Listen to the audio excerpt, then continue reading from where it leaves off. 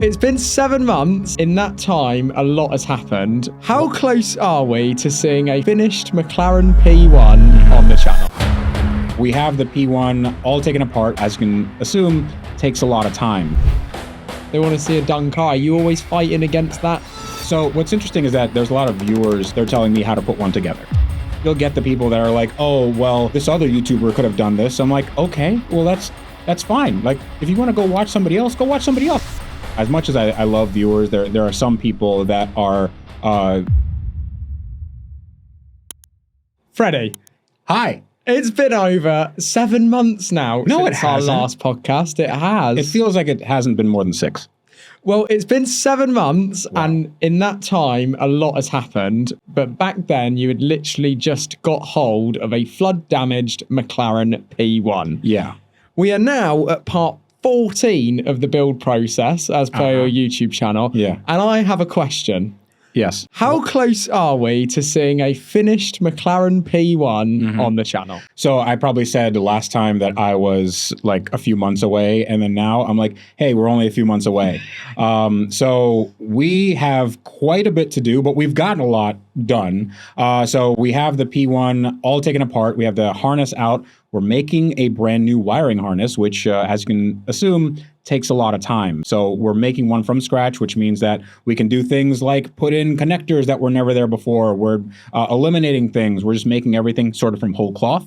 And then we're making a custom carbon fiber clamshell that's going to be all exposed carbon. It's going to look like a Koenigsegg, and it's all bespoke, and it's all very time consuming and very expensive. It's funny you mentioned the word Koenigsegg, because when I watched the video and I saw the wiring loom out on the table, the only other time I've ever saw that was actually at the Koenigsegg factory. Yeah, they put everything on a big board. That's it. Yeah. And there was all the little bits of paper on there. I was lucky enough to go there, and everything was like, and they said there was something like 15,000 individual components or something that made up that. Yeah. So the good thing is I don't have to worry about that, because I'm here in the UK, and I have a guy named Adam, and he is worrying about that every single day. He goes into the shop and just has a panic attack. So that's his job, and he's putting that together. And then when we put the car together and it doesn't work, I have somebody to blame.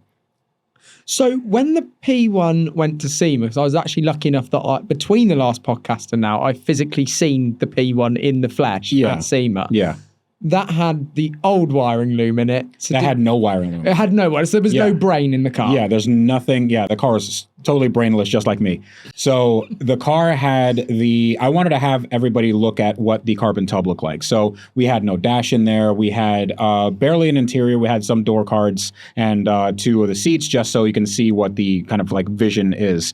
But, who gets to see a carbon tub of a P1? Like nobody. So I made sure that it was as visible as possible. And as many times as we cleaned it, it still had sand in it. Like we opened the doors and some sand fell out, and I'm like, we cleaned this 20 times. But that was just kind of a proof of concept. So we had the engine in there that was built by Cannonball Garage. And, that's going to make something like 1,300 horsepower to the wheels, which is like 1,500 crank. And we had the bespoke titanium exhaust that was made by unobtainium welding, and then we had the front part of the clamshell, which is exotic car gear, and like all this stuff kind of came together, and so people can sort of see where we're heading. And we also had the finished color, which I'm calling Amber Dawn. It's like a candy red. And it's a very, like, I love the color because you can see the carbon weave through it.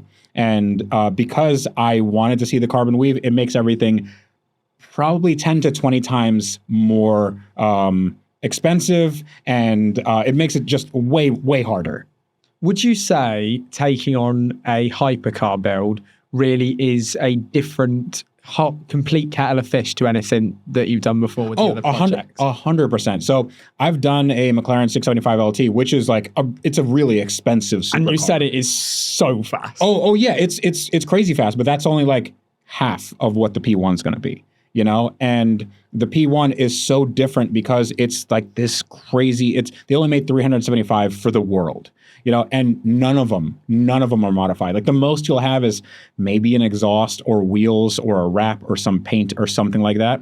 Nobody's going into the engine and like doubling the power of this thing. Nobody's removing the hybrid system and nobody's trying to go for max speed with a P1. So that's where we wanted to kind of not go just completely OEM, even though there's a lot of people that are like, oh, why don't you just keep the car original and all that stuff? And I'm like, if we're going to build it, why don't I build it into something that is truly, truly unique? They must be people from the UK, because as we know, the UK and America has two very different outlooks. Well, yeah, you guys love your standard cars. Like, oh, they came out from the factory with it perfectly. It's like, that's not true. That is not true. There's a lot of cars from the factory that have tons of problems. Because in America, there's a lot of cars, am I right, I think, in saying that if you actually kind of go to the lengths of twin turbos and exhausts and making them crazy, it will kind of make them more valuable even on the market? No, I mean, it works the same way here.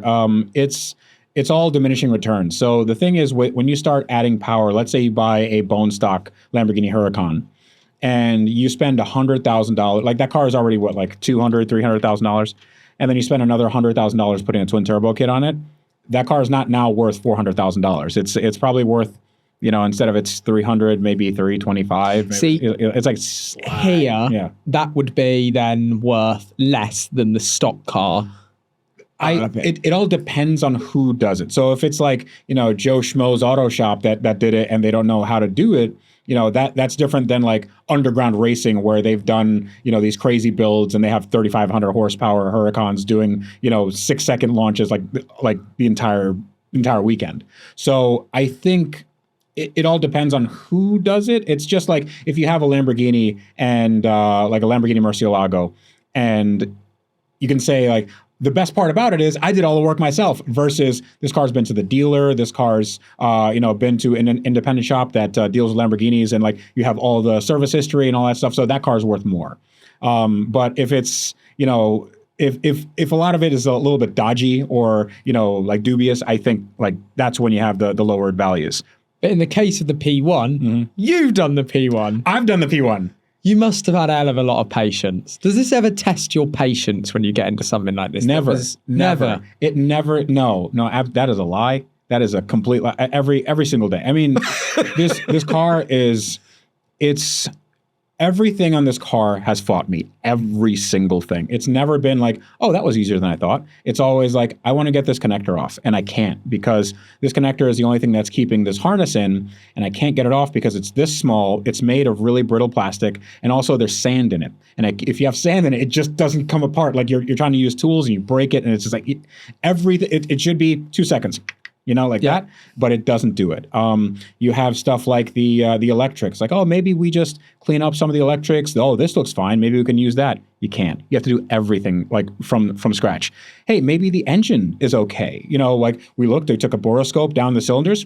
That actually doesn't look too bad. Okay, let's take the cylinder head off. Oh no, this engine is crap. So everything on this car is like, I knew I was going to have to replace everything, but I didn't know it was, weirdly, I didn't know it was going to be like everything, like it's nuts and bolts that we have to replace, because of galvanic corrosion. We have to powder coat things that we never thought. And then we have to do all this custom coating because now the car has a engine that's based on a 720S, which has a load of differences from like the P1. So the P1, just for the geeks in the audience, has 8 fuel injectors.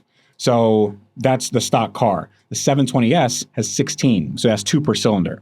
So that's one of the improvements that the 720S has. It also has a different intake manifold and all that stuff, but it has a different way of interfacing with the turbos. So you have the blow-off valve and the wastegate. All that on the 720 is electronic. On the P1, it's vacuum actuated, so it's super old school. So you have to like convert that over. You have to put that into the harness. You have to make sure that the ECU, it talks to the P1, and I still haven't figured that out yet. So we have to figure that out when the harness goes in. Then we have to do custom coding for that because that's never been done, not even at McLaren. I don't even think McLaren could do it if they wanted to. Genuinely, when you started the project, knowing that whatever it is, with big projects, whether it's house builds or something automotive, someone always ends up taking longer. I used to watch Grand Designs as a kid and it'd be like, oh, we'll have it done by November. And it was like 2 years November later. Yeah. And it was like, oh they my didn't say God. what year November. Did you have an idea of when you wanted the build complete by? Because in the day and age we live in, the car is being funded through the YouTube channel, through the journey of that car.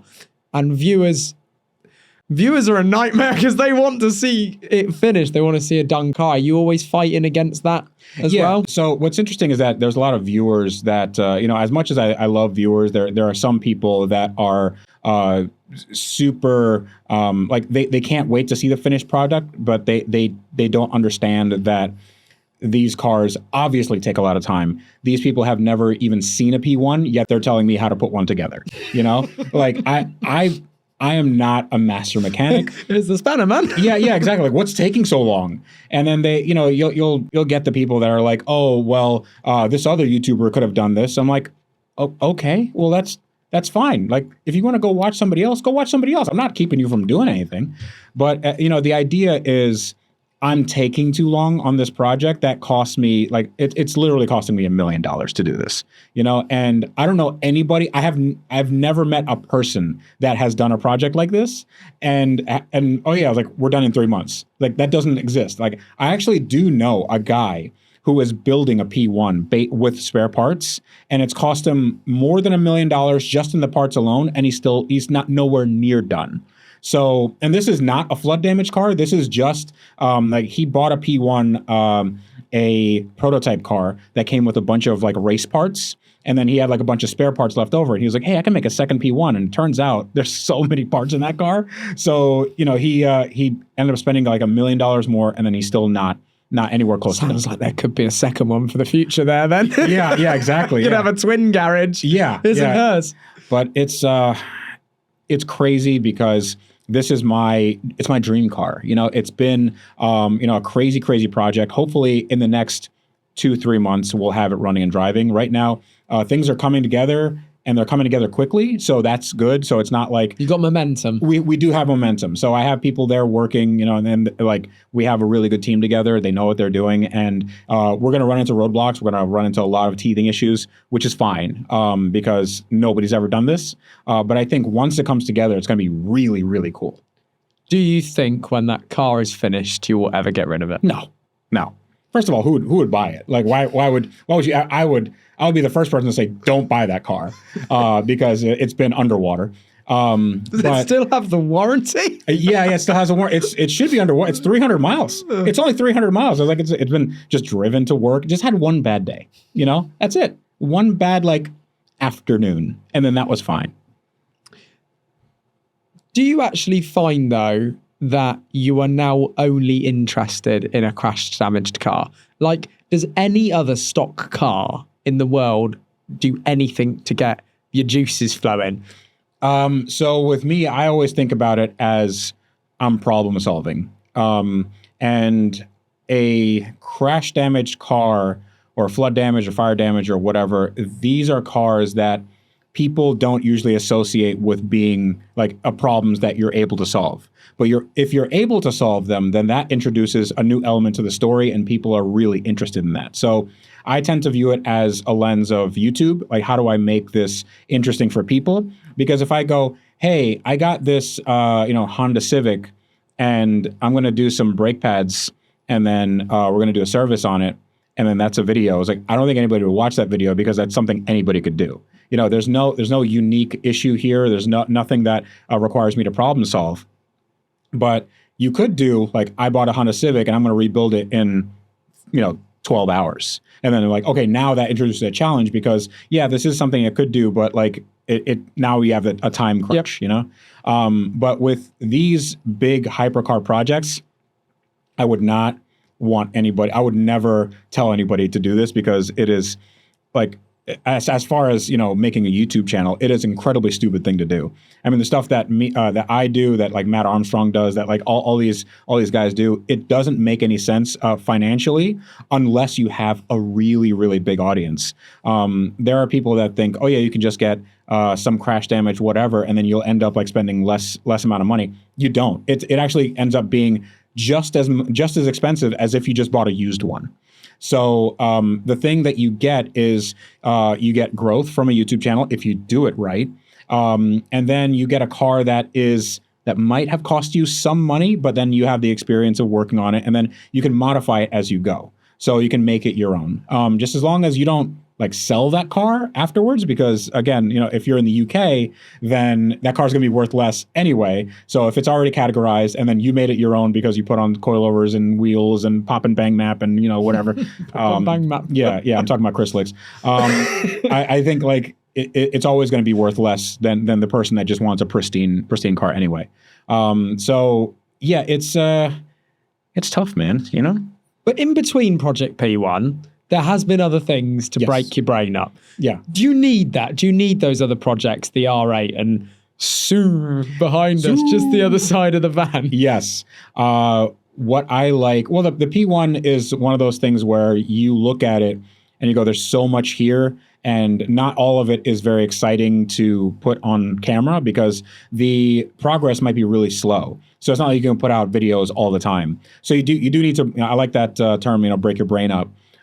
Because, with the Audi R8, it's like, hey, can we put a V10 in a V8 car and then also make it, a DCT instead of the crappy S-tronic? I can't remember if it's S-tronic or R-tronic. R-tronic, that's it. The R-tronic was a bad one.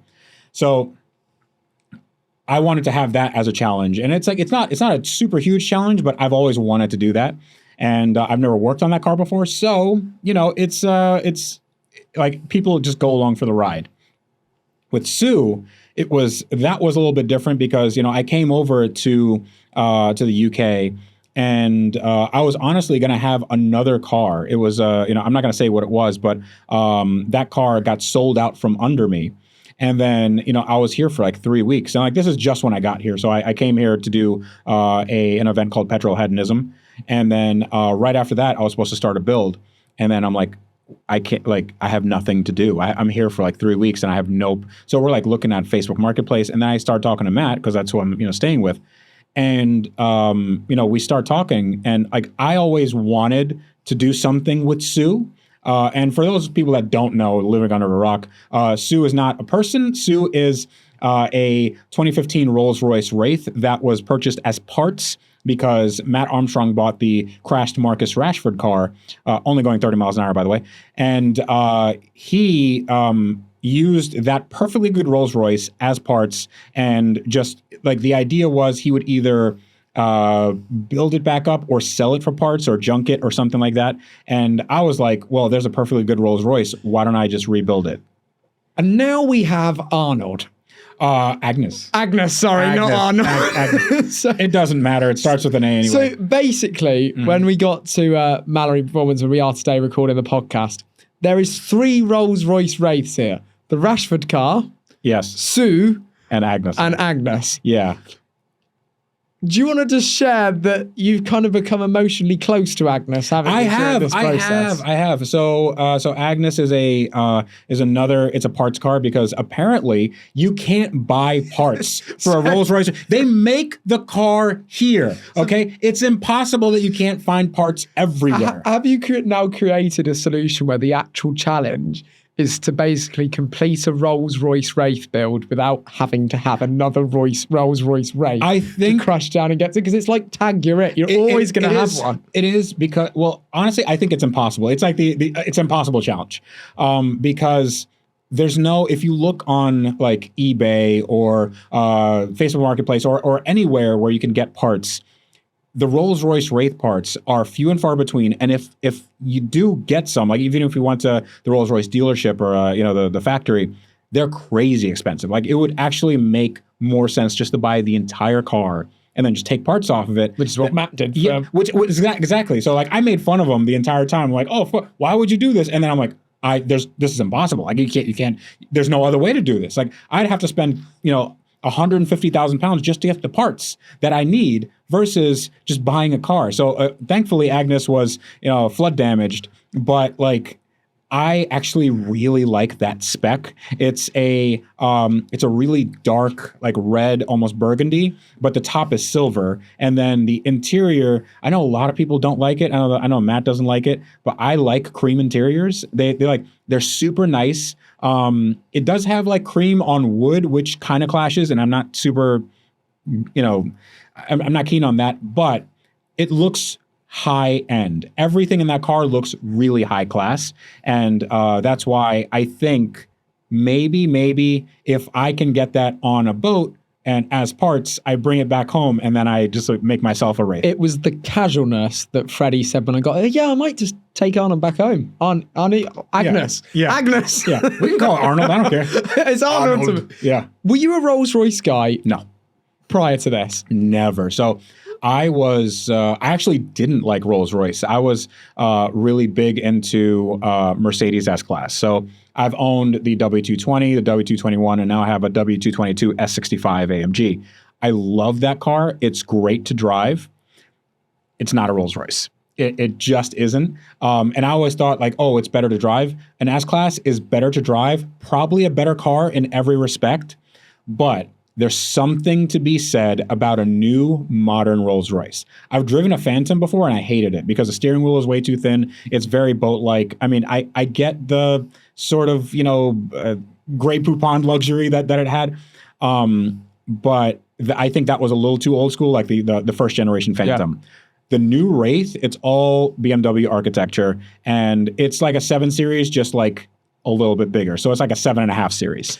Is it a right-hand drive car, the one that you've got? Yes. So you're on about taking a right-hand drive car to Florida and rebuilding it to go out on the street? Well, I'd have to rebuild it. I have to buy another Rolls-Royce that's crash damage or something. So we'll now end up with we'd be on number 4. Yeah, we'd be on parts car. I don't know which one would be a parts car, but if I bought another, I don't know, crash damage or flood damage or something like just sort of differently damaged car, and then put those cars together, and then they make one Rolls-Royce Wraith. That's the idea. I mean, if this works with Sue, why can't it work with another car? It should work. Sue is pretty much finished, right? Yes.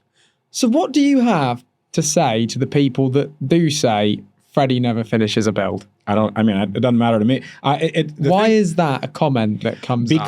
Because I tend to take a while with my builds, and a lot of people there is, I don't want to step on any toes here, but there is a concept called YouTube done. Okay, so when a car is YouTube done, it's done for the cameras. You can have nice cinematic angles. You go for a test drive and everything's fine. It makes all the noise and everything, but not really done, because you might be missing under panels, like the underbody panels. You might have some warning lights on the dash. You have airbag light on. You have this, that, the alignment's a little bit off. It's not a car that you can get in and drive across the country. I've always maintained that the cars that I finish with have to have no warning lights. Like if it has some issue, I always disclose that. And I'm totally fine with people disclosing issues and then just basically putting the project to the side and then say, we'll deal with it later. That's totally fine. But there are some people that go, this car is done, we finished it, like the old auto shows. And they go, we have 7 days to finish this car. It's going to be, go from the junkyard to SEMA in 7 days. Like, okay, first of all, that's impossible. There are two cars. It's like a cooking show. So I think people have this unrealistic expectation when it comes to car builds, that it has to be done in a certain amount of time, because anything after that, you're just milking content.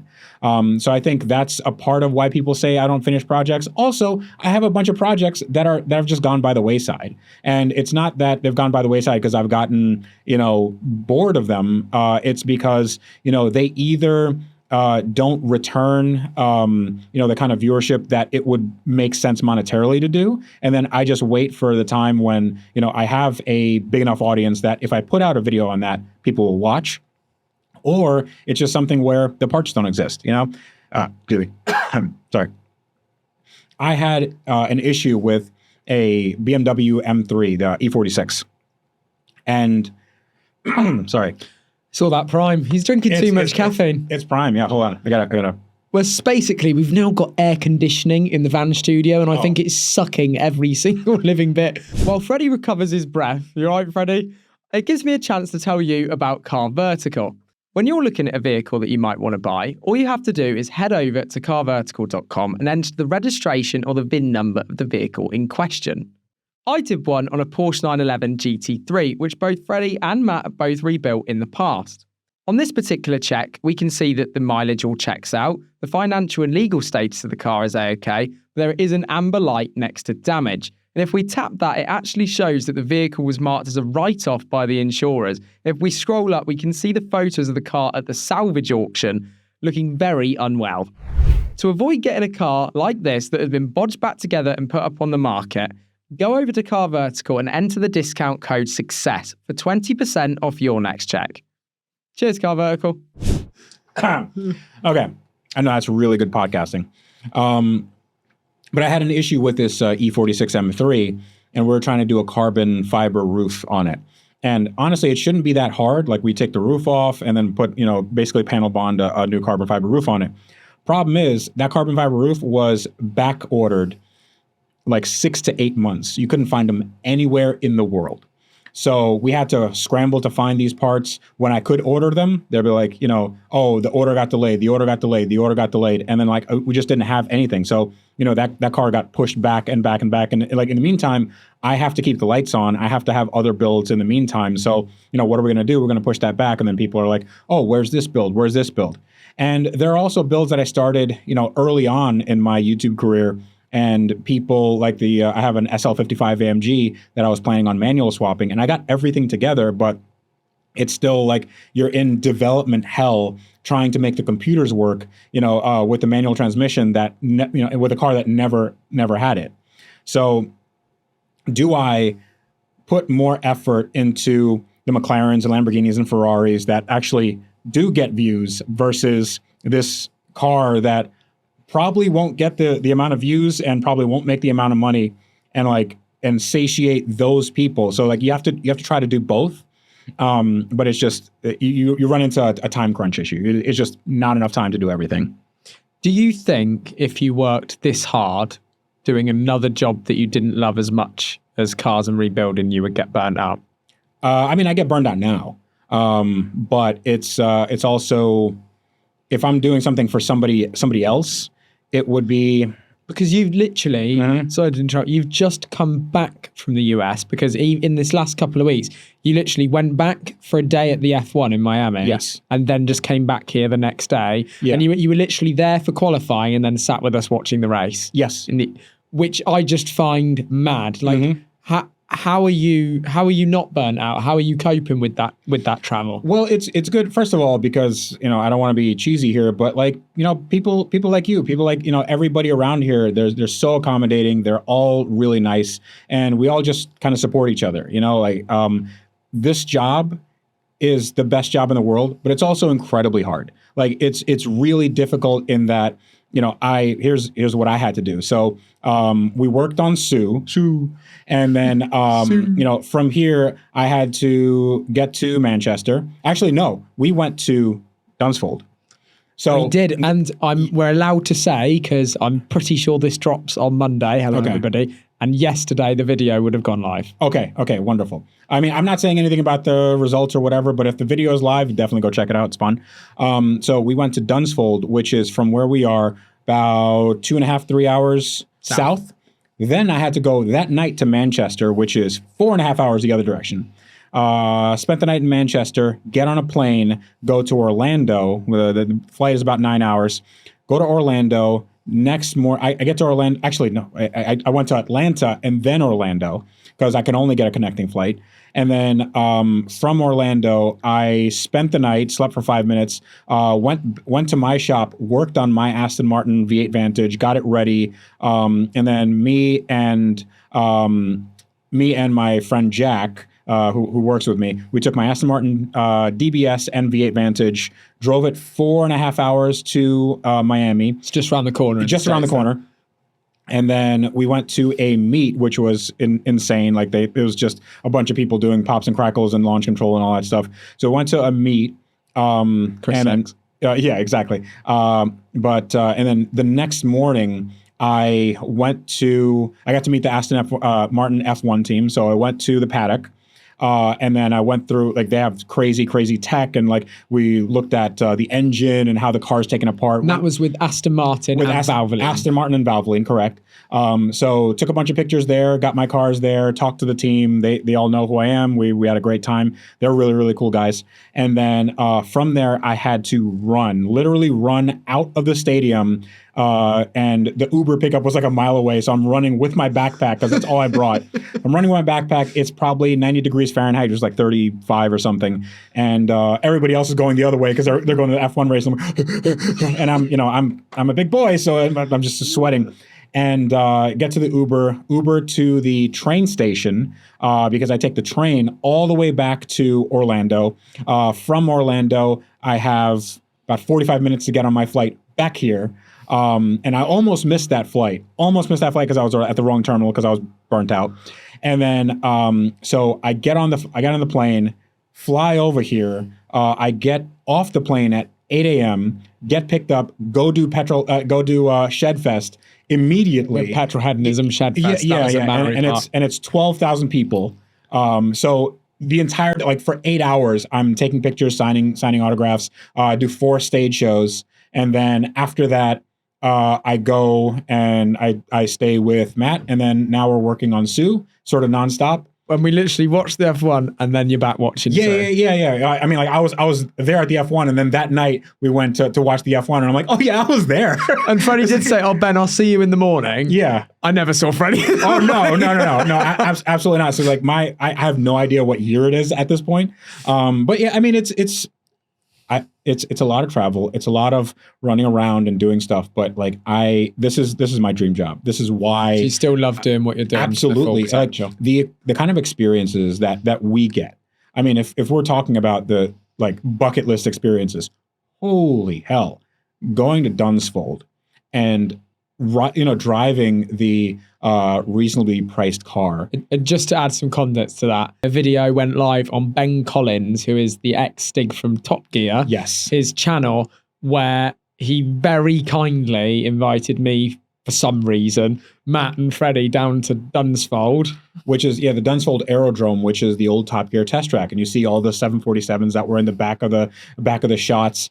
And it's freaking Ben Collins, who was the Stig, like, during the heyday of Top Gear. Like that's, when everybody says, oh, Top Gear is the best, show in the world, that's him. That's him doing all that. The car. And the car. And like, this is a car that was driven by cars. Because you and Matt did have a different car. I did. And I would say it made it more fun. So we had the car that there was an oopsie with the car, and we had to get a backup car. And that was a car that all the F1 drivers drove.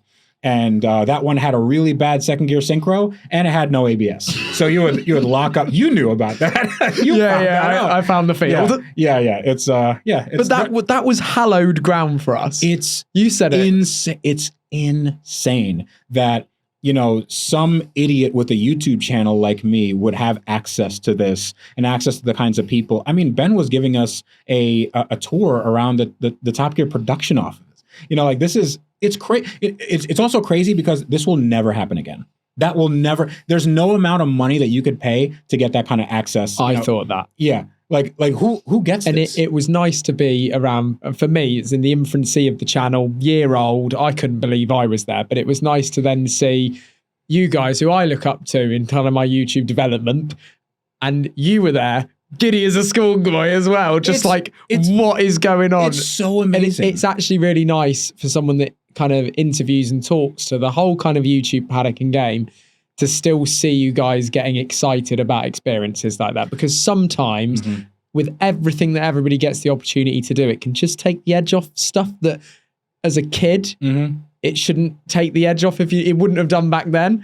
But no. I just thought with the Top Gear day, if I could have been sat next to myself as a 12-year-old telling him about what we were doing. Oh yeah. Like, at some point you're going to take a Lamborghini Huracan Performante and then just scream down the track, at the Top Gear test track. And then, when you get back, it's the freaking Stig, like what? And he got the helmet was there. The helmet was there. And I'm like freaking out. Like, dude, is this real life? Like, how is this real? How is this real? This is not supposed to happen. So whenever I think about, I mean, I might have mentioned this in the previous podcast, but like I often think about this because when you're growing up, when you're, late teens, early 20s or whatever, just growing up and becoming like the sort of car enthusiast you are today, I always thought, Jeremy Clarkson, Richard Hammond, James May, like they were the top, like Jay Leno, like all those people, like they were the top of their game. Like I will never get there. And now it's like, I look around and like all these people are like, if they're not friends, they're like one step removed for people I know very personally, And then I'm looking around and, you have people like Matt Armstrong and you have people like just everybody that are the movers and shakers in this world. I look around and like, is this it? Is that it? It's like, because you realize like everybody's sort of, just getting there by the skin of their teeth. We saw the Top Gear production office. It's a piece of crap. Like it's falling apart. Portakabins Yes. on old concrete blocks. And the bit that I loved, I'm not sure if you saw it on the side where the track was, but they'd very clearly, with a hacksaw, cut out part of the building. Yes. Had like that plastic dome. Yes. Where I reckon Mr. Willman would have stood, put his head out and could have seen the whole track. Yes. From that angle. Yeah, and it's such a Bodge job. Bodge job, exactly. Like it's Ben would tell us about stuff that they did that was incredibly sketchy, and you think, oh yeah, this is the biggest show in the world. They probably have people for this and people for that. Like they didn't. It was just a bunch of guys, and they were just at this track, just doing hood rat stuff. So I like that, and I like that, we're doing the same thing on our channels and with our friends, and it's exactly the same thing. Like we're providing entertainment for millions of people now, and that's like in essence what they were doing back then. And when I look around to see my friends, and then they are now the movers and shakers in this world, it's wild to me. One, because I never think that I'm deserving of anything in that, echelon of people. But it's also like, the experiences are now open to me. And because they're open to me, going to Dunsfold and stuff, I can share that with people. The same people who are be like, their minds are getting blown because some idiot like me gets access to it. Do you think then in your head that you've made it? It's really hard for me to say that because I've never thought of my own success as I always think it's a goal for tomorrow. Like it's one of those things where you strive to be the best kind of person you can be. Make mistakes, everybody does. But if like success always has to be like you always have to move the goalposts on success. But when you the other day at Dunsfold, while stood at Dunsfold, I witnessed you hit #1 trending on the Sue video. Where do you go from a McLaren P1 and #1 trending? How do you move the goalpost? I think for me, it's just, okay. I mean, the same thing. I'll just, again, name drop Matt Armstrong because he's been able to move the goalpost, and he's like his team is laser focused on growth. And, I think if I'm like the biggest YouTuber in, one space, can I be, bigger in this other space, or can I move into a different industry, or can I meet more people that will open up doors or open up experiences? Can I meet more people just to, like have perspective on the things that they do and have that, have an impact on my life. So I don't know what, sitting at the Top Gear test track, going #1 trending, and the Stig's next to me, and he's like, all right, let's do a lap. Like, it was a pretty good day. I'm not gonna say like, yeah, the day sucked or like it's usual. It's a very unusual day for me. It was a really good day. But I always think that if I get into the mode where I say, yeah, that's good, pat yourself on the back, you made it. I never find that to be a good idea for me to have. So I think what you're getting at, because I've kind of got this from having access to be able to have so many podcasts with so many amazing YouTubers and be able to have, I think I've had Matt on 3 times now. Matt, the cameraman, also unbelievably switched on. Like, wonderful person. I was thinking about this, like the title, the cameraman, just does not do him justice because of how unbelievably knowledgeable he is about channels and YouTube. He does the cameraman that's like 5% of what he does. But knowing how far away those goalposts are from where I currently are, it's brilliant because it does give chase. It gives you something to push for, aim for, see. You've got vision. And kind of guess what you're saying is there was so much growth on the channel. There was so much growth on the channel with the P1. You were doing 2 million views a video and 2.8 million subscribers, but bringing it back, you are still editing the videos yourself. You are still coming into this unit and creating the builds. But maybe you'd lost sight then of where the goalposts were, but now you're coming over here, hanging out with these guys that really are just like laser focused on growth. I think it always helps setting the new goalposts. Yes, I think it always helps when you see other people and how they operate, because, you know, I have a team back home and we have, you know, as much as these guys are moving and growing, like I have a really, like now it's become a thing where I have people that are like, I have to manage multiple people, multiple shops, and then lots of things in terms of business, like, you know, what do the sponsors want? Or like, I have to go and do meetings with people. I have to do events and, you know, things like that. You have to manage your time very well. And then, you know, that's not even counting like, now you have to do stuff with family, you know, do stuff with family, making sure your family doesn't hate you because you're away all the time. So, you know, all that stuff has to be managed. And now like my role is more of a manager than anything else, because, you know, I still go in and do wrenching and talk on camera and do all that stuff. But like behind the scenes, it's just a lot of stuff that has to happen for any of these trips to make any sense, you know? So you have to run a fine line of reaping the rewards of what you've worked for. So you can go out and buy a house. I mean, Matt just bought a house and it's beautiful. It's like, it's fantastic. It's so nice. And, you know, I bought a house 2 years ago and it's one of these things like, this is my dream house. I never thought I would be able to afford it, but now you have to, you know, work even harder. Because like, what's that next, not necessarily the next thing you need to buy, but like, what's the next level that you, what's the goalpost that you want to get to? Because like, what's that next? Is it, I don't know, instead of, you know, the 3 million subscribers, like, how do I get to 10? How do I get to 20? Or like, if it's not that, like, how do I, you know, increase the amount of channels or range, or, you know, like, do I go worldwide? Like, let's just go to Australia. I don't know what my Australian audience looks like. So like, you know, I heard you talking about it. YouTube is just becoming more massive by the day. And just when we thought that YouTube was massive, I think it is actually turning into, hang on a minute, there's like conversation of, is this thing going to overtake like Netflix, Amazon? Like, is this going to be the biggest, I think, service in the world? I think it has in many respects, because there's no, everything on Netflix and the streaming services, they're very high. It's just TV. It's just TV in a different format.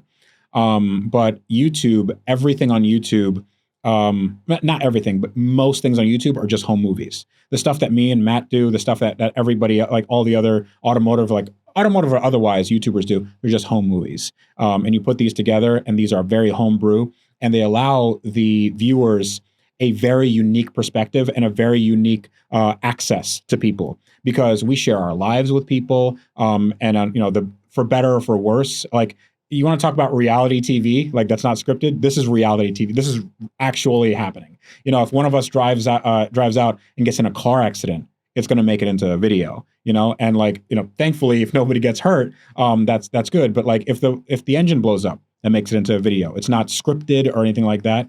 And people see that. And I think once you have the audience understanding that you are just you're a real person, and you have, you know, you have authentic issues that you need to work through, you know, whether it's cars or otherwise, I think that's how you have a channel that can, you know, hopefully, you know, find some success. Well, I hope that you find some success with the P1. I hope that it gets a little bit easier. And a little bit easier to pull apart. This is the hard part now. Yeah. The little bit easier to pull apart those that wiring loom is carnage, to be fair. Hopefully I see the car at SEMA. Yeah. Hopefully I get a chance to go in the car one day when we come out to Florida. Oh, absolutely. And thank you very much for sitting in the van again. I hope next time you sit in the van, you can tell us about just how fast the P1 feels on the road. Absolutely. Well, you'll see me because my face is like this. Yeah. No, thank you very much. I like the fact that you have AC. It's so we didn't nice. last time, did we? Yeah, but it wasn't like cold or anything. It was fine. But like this AC is real nice. And if you enjoyed this episode, please hit the subscribe button. You'll be doing us a huge favor if you do, and that like button, and we'll catch you again soon. Thank you. Bye.